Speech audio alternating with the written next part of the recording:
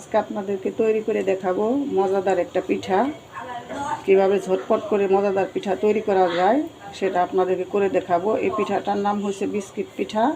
Biscuit পিঠা তৈরি করতে আমাদের প্রথমে লাগছে, আমি দেখুন চুলার মধ্যে পানি আগে থেকেই ফুটিয়ে রেখেছি এবং এই ফুটন্ত গরম পানিতে আমি মুসুরির ডাল দিয়ে দিলাম।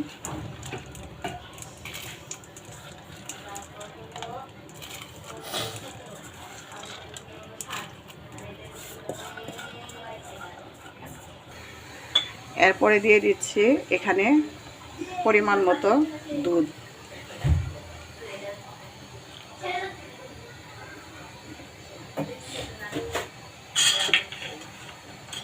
এরপরে এখানে দিয়ে দিচ্ছি এলাচ এবং দারচিনি। এরপর এটাকে চাপা দিয়ে কিছুক্ষণ ঢেকে রাখবো দুধ এবং মুসুরির ডালটা ফোটা পর্যন্ত।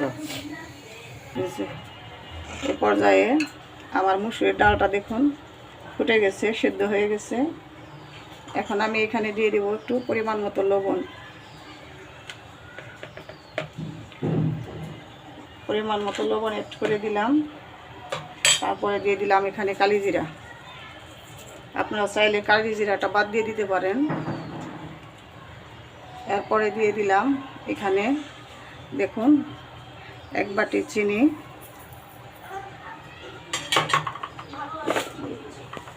এখানে আরও আধা বাটি চিনি দিলাম, মোট 1.5 বাটি চিনি দিলাম। চিনিটা গলা পর্যন্ত আমি এভাবে নেড়ে ছেড়ে দিব।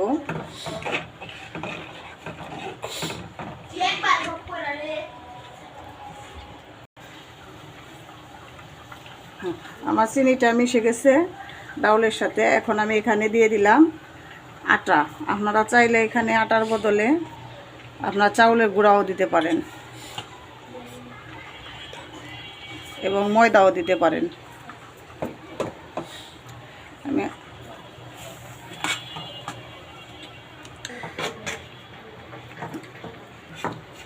একটু মিশিয়ে নেওয়ার পর দেখুন আমার আটাটা সিদ্ধ হয়ে গেছে। এটাকে আমি একটা ডো তৈরি করে নেব। দেখুন আমার কত সুন্দর ডো হয়ে গেছে। এখন এটা আমি পিঠা করে দেখাবো। আমি হাতের মধ্যে একটু করে নিলাম যাতে লেগে না পড়ে। এখানে গুঁড়ো করে বানিয়ে নেওয়ার পর আমি দেখিয়ে দিচ্ছি, মানে কাঁটা চামিচের সাহায্যে আপনারা এভাবে ডিজাইন করে নেবেন।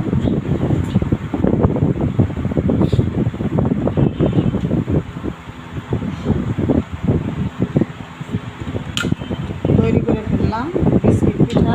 আমি আপনাদের সুবিধার্থে আরও একটা করে দেখাচ্ছি।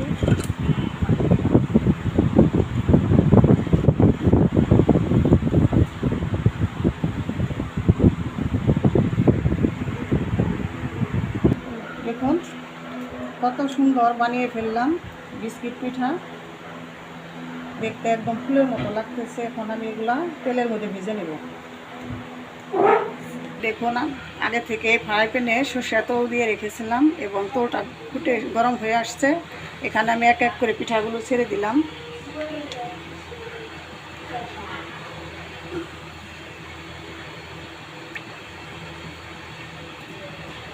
এখানে আমি পিঠা ভাজার জন্য সরষের তেল ব্যবহার করতেছি। আপনারা চাইলে এখানে সয়াবিন তেল বা অন্য কোনো ব্র্যান্ডের তেলও ব্যবহার করতে পারেন।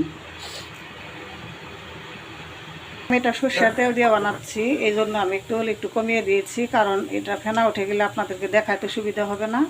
এগুলো আমি বাদামি কালার করে ভেজে নিচ্ছি। দেখুন আমার এগুলো প্রায় ভাজা হয়ে আসছে।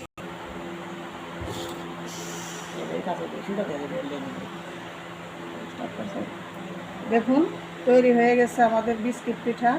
দেখতে কত সুন্দর লাগতেছে। আমাদের এই পিঠার ভিডিওটা যদি আপনাদের ভালো লেগে থাকে তাহলে লাইক এবং সাবস্ক্রাইব করে দিন প্লিজ।